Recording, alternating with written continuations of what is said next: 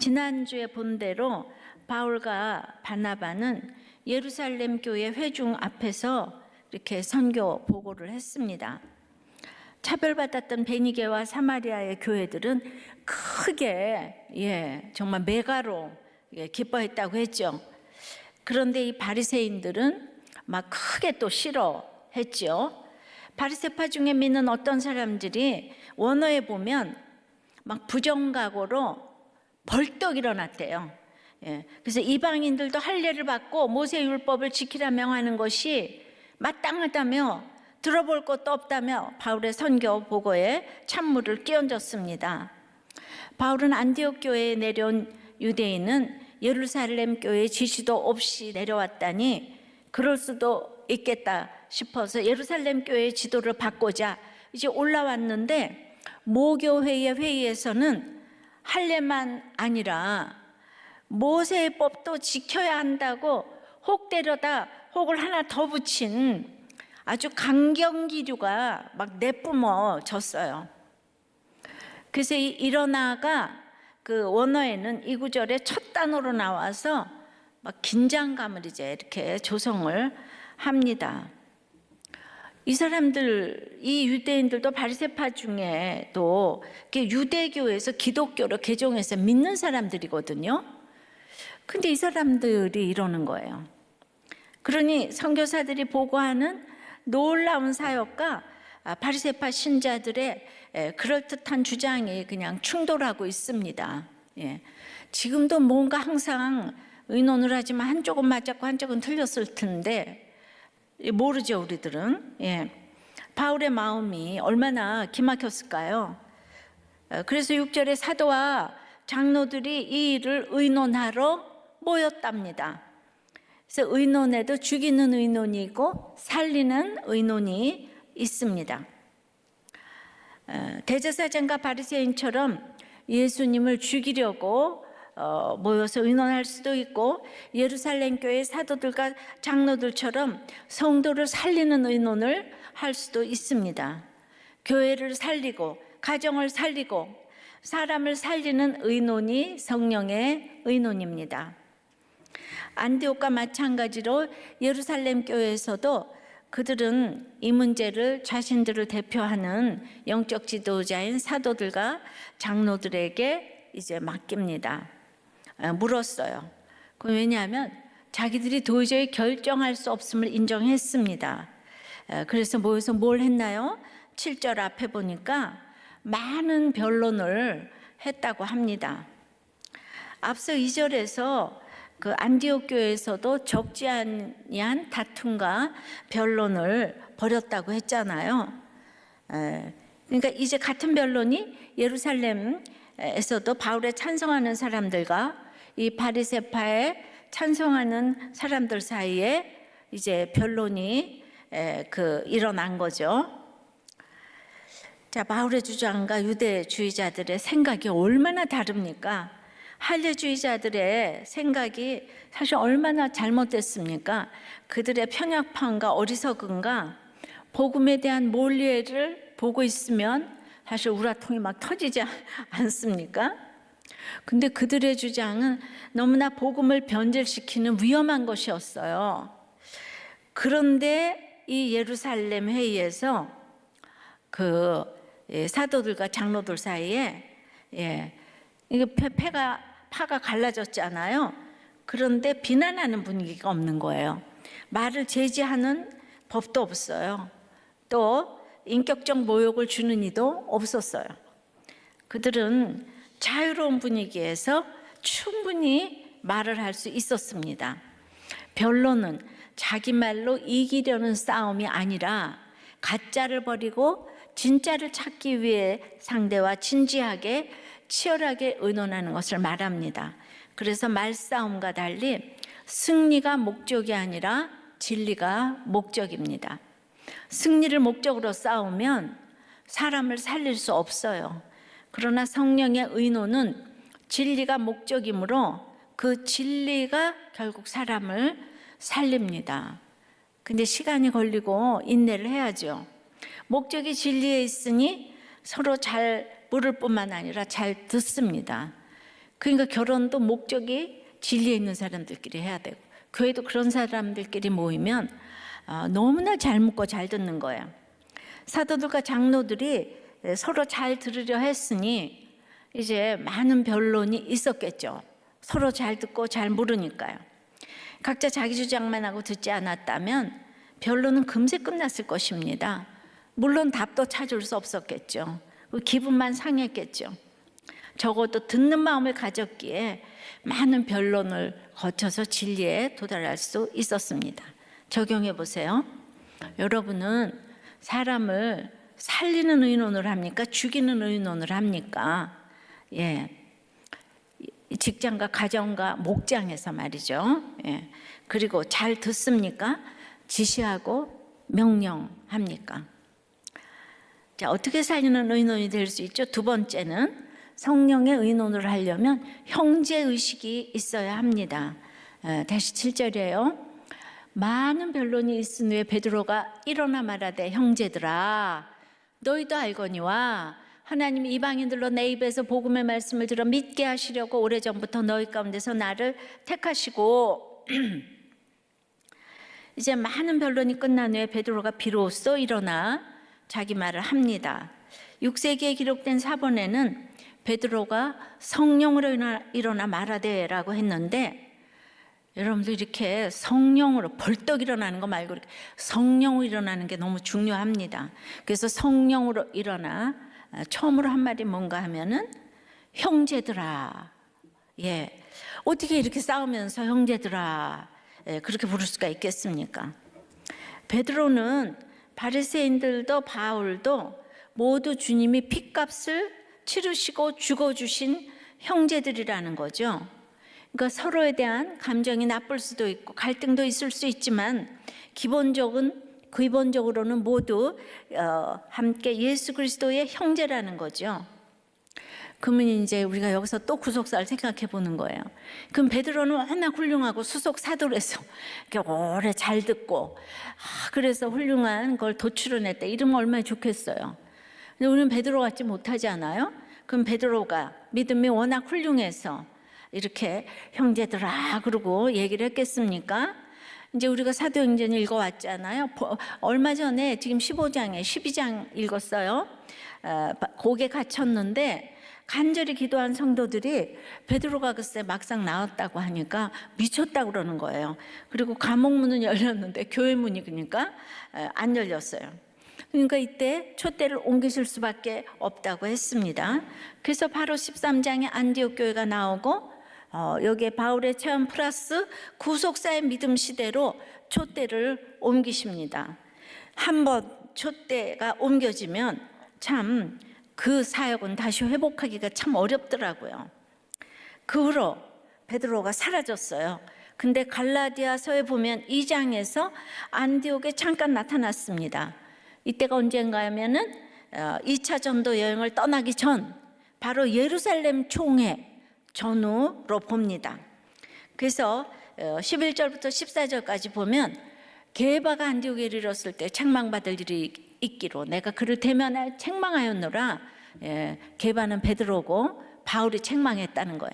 야고보에게서 온 어떤 이들이 이르기 전에 게바가 이방인과 함께 먹다가 그들이 오매 그가 할 여자들을 두려워하여 떠나 물러가매 남은 유대인들도 그와 같이 외식함으로 바나바도 그들의 외식에 유혹되었느니라. 그러므로 나는 그들이 복음의 진리를 따라 바르게 행하지 아니함을 보고 모든 자 앞에서 게바에게 이르되 내가 유대인으로서 이방인을 따르고 유대인답게 살지 아니하면서 어찌하여 억지로 이방인을 유대인답게 살게 하려느냐 하였노라. 바울이 막 그냥 막 호통을 지금 치는 걸로 베드로를 야단쳤어요.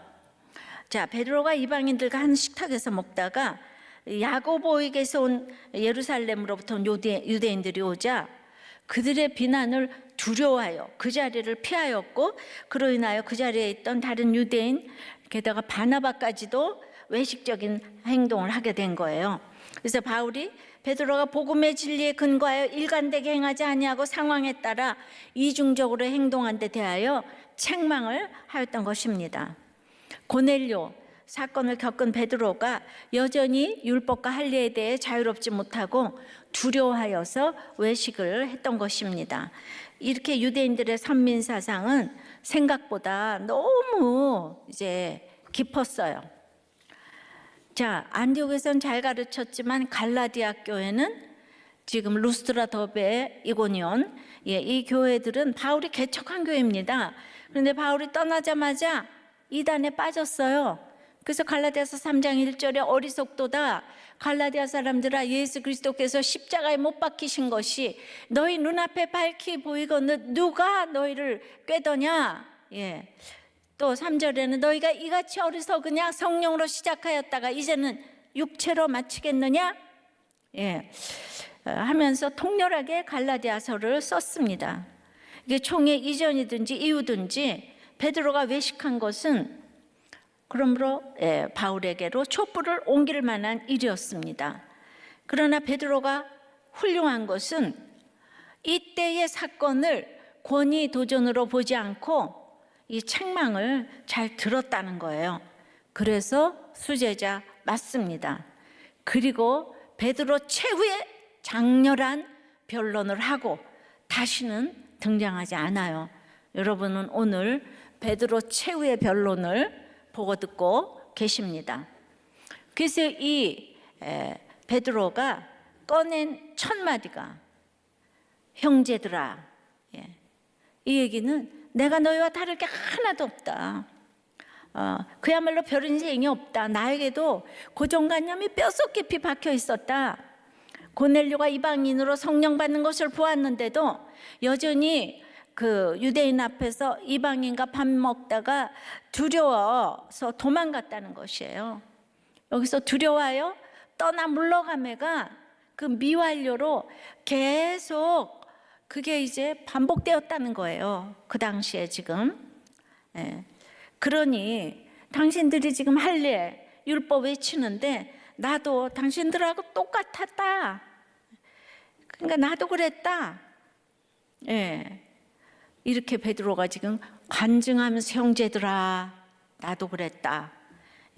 어쨌든 이렇게 그 회개는 했어도 다시 등장하지 않는 것이 실수도 이렇게 너무 잦으면 촛불을 옮기실 수가 있는 거예요.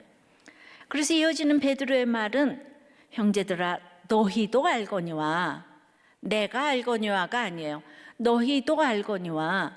베드로 수석 사도로서 내가 변론을 다 들어봤더니 내가 결론을 좀 내리겠어. 이래도 누가 뭐라 그러겠습니까? 그런데 자신을 기준으로 내세우지 않아요. 주 안에서 형제인 지체들 서로 논쟁하고 있는 그들의 입장을 존중하며 그들이 이미 알고 있는 이 사실로 가르치려고 하지 않고 호소한 거예요. 근데 베드로의 마음이 너무 이해가 되는 거예요. 자, 근데 그들이 알고 있는, 너희가 알고 있는 사실이 뭔가요? 베드로를 선택해서 제일 먼저 이방인에게 보내 복음을 전하게 하신 일이죠. 바로 로마군의 백부장 고넬료의 일을 말합니다. 그건 뭔가요? 같은 환상을 3번이나 반복하시면서 짐승을 내려오게 해서 먹으라. 그러니까 베드로가 못 먹습니다. 먹으라. 아니요. 먹으라. 아니요. 그러니까 이 부정한데 그걸 어떻게 먹냐? 그래서 베드로를 이렇게 고넬료의 집에 보내신 일은 예루살렘 교회의 큰 사건이 되었습니다. 근데 그때도 할례자들, 즉 유대주의를 버리지 못한 성도들이 단체로 들고 일어나서 어떻게 사도가 이방인의 집에 들어가 같이 밥을 먹을 수 있나요? 그러면서 비난을 했죠.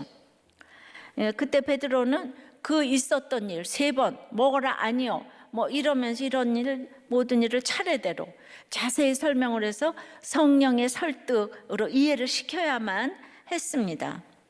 고넬료의 집 한 가정이 성도가 된 것으로도 이렇게 거부 반응을 보였던 사람들인데 이제 자기들보다 훨씬 많은 이방인들이 예수 믿고 교회로 이제 들어왔다고 하니까 그들이 얼마나 격렬하게 율법과 할례를 주장했을지 이해가 되기도 합니다.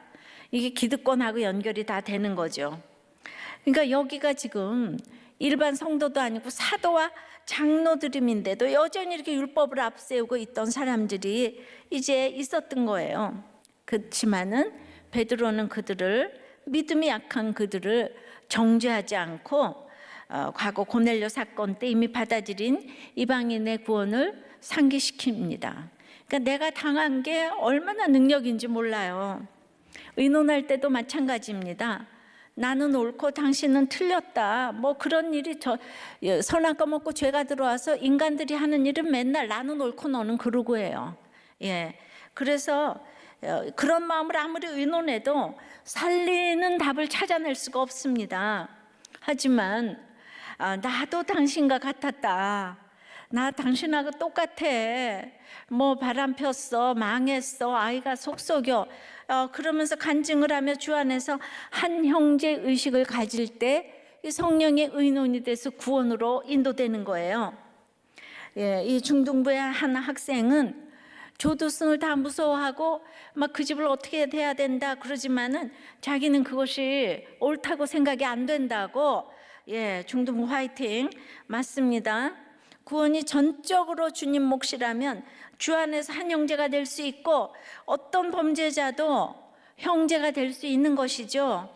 베드로도 주님을 3번이나 부인한 죄인이고 바울도 스데반 죽인 죄인이고 이런 얘기를 하면서 늘 형제의식을 가질 때 의논이 되는 거예요.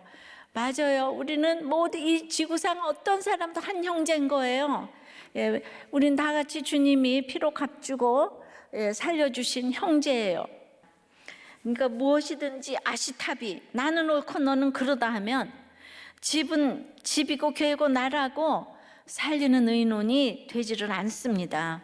예, 그래서 저는 사회적인 적용을 오늘 한번 나눠보셨으면 좋겠는데, 적용을 해보실 때 조두순이 신자인지 불신자인지 몰라요. 예, 하여튼 그렇고 또 정인이 또 부모도 또 그거는 이제 나타나는 또 공인된 신자라고 하지만은 여러분은 신자이건 불신자이건 모두 구원받아야 할 대상이라는 이 형제의식이 얼마나 있습니까? 이 주님은 정말 우리 강도를 위해서, 정말 누구를 위해서 십자가에 못 박혀 죽으시기까지 했잖아요. 그러니까 그게 남의 얘기가 아니고 나한테 오늘 주신 음성으로 들려야 된다는 거죠. 그래서 진짜 혹여나 정말 이 정인이 엄마가 목장에 온다면 여러분들은 어떻게 의논하실까요? 예, 그러니까 이런 것들이 이게 남의 얘기가 아니고 항상 내 얘기, 내 딸 얘기, 내 엄마의 얘기로 늘 받아들여서 아파하고 기도하는 것이 한국교회가 회개하는 태도가 아닐까 싶습니다. 그냥 추상적으로 회개를 하면 뭘 어떻게 해야 될지 모르잖아요. 당장 우리들 교회에서부터 그렇게 이제 적용을 좀 해보셨으면 좋겠어요. 그래서 3번째는 성령의 의논, 3번째는 하나님이 이제 답이신 거예요. 8절 9절입니다. 또 마음을 아시는 하나님이 우리에게와 같이 그들에게도 성령을 주어 증언하시고 믿음으로 그들의 마음을 깨끗이 하사 그들이나 우리나 차별하지 아니하셨느니라. 서로 다른 의견이 충돌하는 변론이나 논쟁의 답은 증인이나 증거로 결정이 되잖아요. 그러니까 법정에서 증인이 얼마나 중요합니까? 그 윤석열 씨가 자기가 죽이지 않았지만은 증인이 없고 증거가 없어서 20년 옥살이를 했다고요. 그래서 따라서 베드로도 여기서 증인을 제시하는데요. 그 증인이 바로 하나님이시라는 거예요. 하나님이 증언하셨다는 거예요. 여기서 부정과거를 써서 이거는 기정사실이라는 거죠. 하나님이 확실히 증언하셨는데, 자 그러면 무엇을 증언하셨다고 합니까? 이방인도 복음을 듣고 믿어 그리스도인이 되었다는 거예요. 율법 없는 이방인들도 오직 믿음으로 하나님의 백성이 되었다는 것을 하나님이 증언하셨다는 것이죠. 그러니까 바울과 바나바가 안디옥에서부터 올라와 보고한 내용에 대해 우리가 지금 왈가왈부하고 있지만 사실은 이미 하나님이 확실히 증언하셨다는 것입니다. 그러면은 또 하나님은 어떤 방법으로 증언을 하셨습니까? 성령을 주어 증언하셨어요. 고넬료 집에 모인 이방인들에게 성령을 부어주셔서 그들이 방언으로 하나님을 찬양했지요. 11장에 나오죠.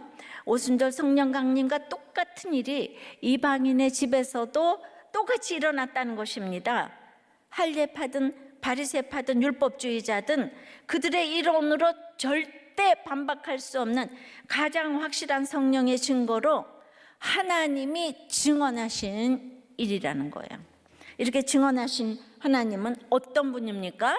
베드로는 마음을 아시는 하나님이라고 밝힙니다.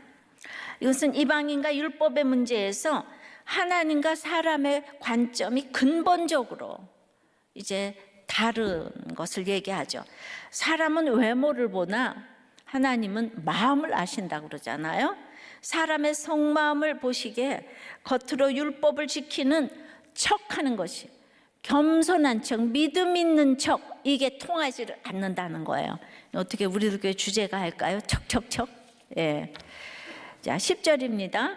그런데 지금 너희가 어찌하여 하나님을 시험하여 우리 조상과 우리도 능히 매지 못하던 멍에를 제자들의 목에 두려느냐? 이방인에게 할례와 율법 준수를 요구하는 바리새파 형제들은 겉으로는 의롭게 보입니다. 전통과 민족을 사랑하는 막 애국자 같아요. 종교적으로는 더 거룩해 보입니다. 우리 막 양쪽으로 다들 애국자 같아요. 누가 더 애국자인지 모르겠어요. 온라인 예배를 드리는 사람은 애국자입니까?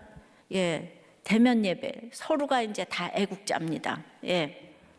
그런데 하나님에 대한 불신은 인간에 대한 잘못된 이해와 연결되어 있습니다. 바리새인은 인간을 스스로 의롭게 될 수 있는 존재로 여겼습니다.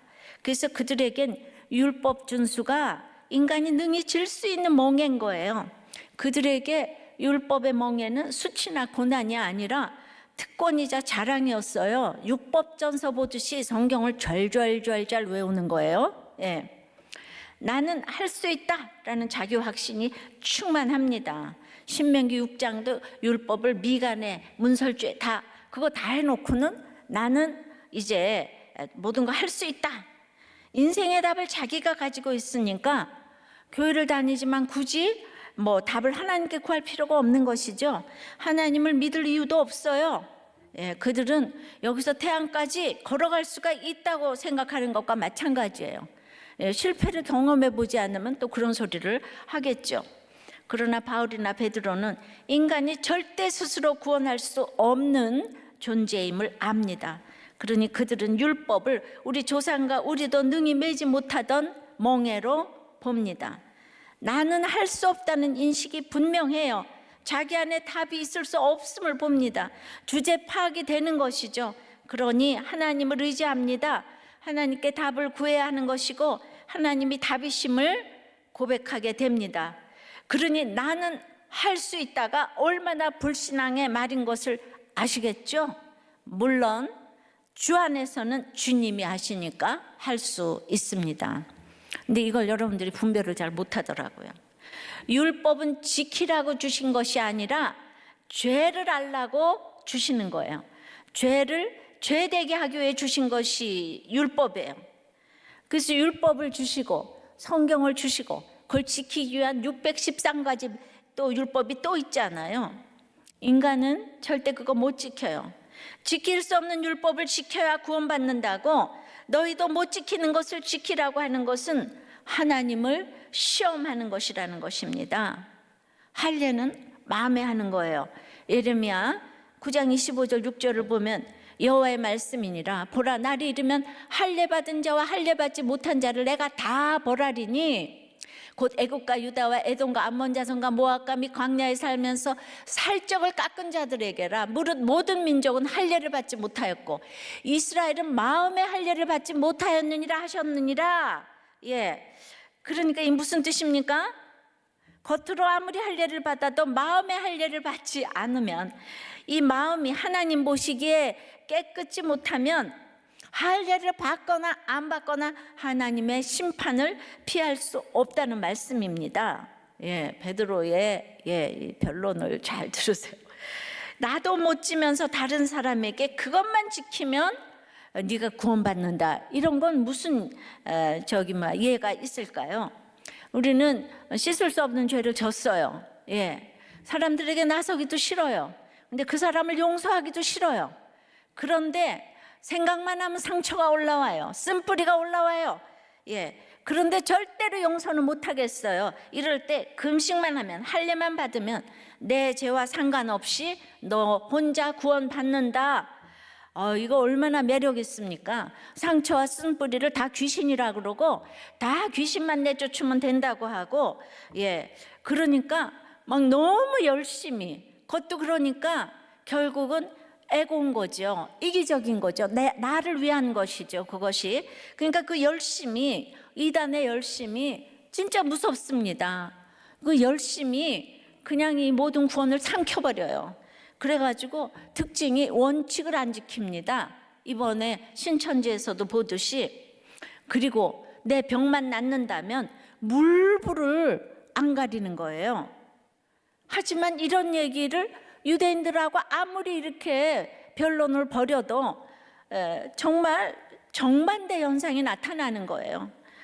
이런 종교일수록 사람이 열광을 하면서 몰려드는 거예요. 병이 낫는다, 막 상처를 치유한다, 뭐 이제 이러면은, 그러니까 나는 용서 안 해도 돼. 그냥 기도만 받으면 다 물러가니까. 이단일수록 사람에게 그래서 무거운 멍에를 메우는 거예요. 교주가 성폭력으로 감옥을 가도 아랑곳하지 않고 교주를 위해 무거운 멍에를 당연하다는 듯 다 짊어집니다. 이단도 병고침의 역사가 있기 때문에 메시아가 났어요 이제. 그러니까 막 자살 테러도 합니다. 신천지가 온 나라를 쑥대밭으로 만들어도 결코 없어지지 않습니다. 사람은 뭔가 특별한 멍에를 질 때에 부적같이 종교적 효험이 나타난다고 믿습니다. 이 무서운 할례를 몸에 하면은 거기에 부적 효과가 나타날 것만 같습니다. 부처 앞에 3000배를 올리고 나면 뭐가 잘 될 것과 같은 것과 똑같아요. 그만큼 인간의 종교 심리는 부패해 있어요. 인간은요, 이 본능적으로 영적이에요. 그래서 그냥 악하고 음란한 인간이 영적이라는 것이 완전히 이게 잘못된 종교의 거짓으로 나타나는 거죠. 그러니까 다 기능을 제대로 못하고 있어요. 그리고는 그것을 다 믿음이라고 착각을 하는 거예요. 그 열심과 이 모든 것. 큐티도 좋지만은 있잖아요. 남을 죽이는 열심이 되면은 안 되는 거예요. 구원도 좋지만 남을 죽이는 열심이 되면 안 되는 거죠. 살리는 의논이 돼야 되는 거죠. 그러니까 끊임없이 말씀을 보면서 인내를 해야 되는데, 근데 이걸 기가 막히게 이용하는 것이 거짓의 영이잖아요. 유대교가 그러했고, 이 열심으로. 또 이제 중세에 타락한 로마 카톨릭이 그랬어요. 오늘날 이단들이 그러합니다. 교회에도 이런 거짓들이 들어와 있어요. 그러니까 멍에만 지우려는 이 거짓 종교에 속지 말아야 하는데, 인간이 100% 이기적이기 때문에 그냥 아무리 오뚜기를 이렇게 눕혀놔도 다시 제자리로 딱 돌아와서 가는 게 기복인 거예요. 본능이 기복이기 때문에. 나 잘 살기 위해서 이제 예수를 믿기 때문에. 그러나 눌려 있어요. 억눌린 자, 갇힌 자, 눌려 참 자유가 없는 거예요. 참 복음은 참 자유를 줍니다. 하나님 나라는 의와 평강과 희락인 거예요. 그럼 그럴 거예요. 내가 너무 힘들어 죽겠는데 무슨 평강이냐. 좁은 길에 아니 어떻게 바울이 돌에 맞는데 우리가 생각하기에 무슨 평강이 있겠어요. 그러나 그거보다 한 가지 더 좋은 기쁨을 주세요. 하나 더 좋은 거 있어서 그 길을 가는 거예요. 그러니까 우리들 교회에 인도 선교사를 하다가 오신 목사님이 계세요.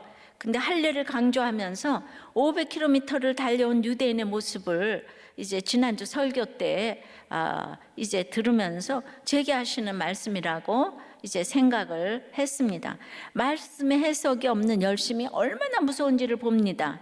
동일한 모습으로 행위와 경건주의에 열심을 다했던 죄를 회개합니다. 평신도는 1시간, 리더는 2시간, 목회자는 3시간, 선교사는 5시간 기도하라고 배웠어요. 그래서 뭐 졸든 어찌하든 하루 5시간 기도 시간을 채우고 나서는 딱 보면 기도 시간을 채우지 못하는 사람에게 정죄와 판단이 되기 시작을 했다는 거죠. 그래서 할례를 강조한 유대인의 모습과 똑같은 이제 기도 시간을 강조한 저의 모습이 있었다는 거죠. 그러니까 또 구원을 함께 기뻐하는 공동체가 중요하다고 하셨는데, 그렇게 기도를 하고도 지금까지 진실됨으로 나누는 공동체가 없었습니다. 이게 얼마나 무거운 멍에냐고요. 그러니 11절입니다. 그러나 우리는 그들이 우리와 동일하게 주 예수의 은혜로, 그들이 이방인들이 우리와 동일하게 주 예수의 은혜로 구원받는 줄을 믿노라. 이게 교회의 신앙 고백인 거예요. 누구나 주 예수를 믿기만 하면 은혜로 구원받는 줄을 믿습니다. 말로는 너무 쉬운 것 같은데 이것을 진정으로 고백하는 일이 참 잘 되지 않아요. 전적으로 무능하고 전적으로 부패한 자기 모습이 보이지 않으면 이건 절대 할 수 없는 고백입니다. 이번에 구원의 확신이 있는가 다 나눠보라고 했지만은 입으로만 확신이 있다고 하는 분도 많이 계실 거예요. 그러나 참 이게 쉽지 않았어요. 인생의 여러 고난을 통하여 처절한 회개로 돌이켜야 하나님만이 답이심을 인정하게 됩니다. 모든 게 잘 먹고 잘 사는데 어떻게 하나님이 답이겠어요? 내가 답인 것이지. 그러니까 이 땅은 모든 환경을 세팅해서 하나님이 답이라는 걸 알려주는 것이 최고의 환경인 거예요. 여러분들의 아픔과 가난과 질병을 주님이 모르겠어요? 거기에서 하나 더 기쁜 기쁨, 그 병의 나음이 아니라 예수를 믿기만 하면 구원받는 줄 믿노라. 이런 신앙 고백이 되셔야, 그러니까 이게 안 되니까 이 목장에서 성령의 의논을 올해 1년 내내 또 하셔야 되는 거죠. 혼자서는 이제 안 되는 거예요. 적용해 보세요. 가정에서 내 말이 답이다 주장하는 사람은 누구고 또 주장하는 거는 무엇이에요? 하나님 인생의 답이심이 얼마나 인정이 되십니까? 집에서 답이다 하는 사람은 아빠입니까? 엄마입니까? 자녀입니까? 부모입니까?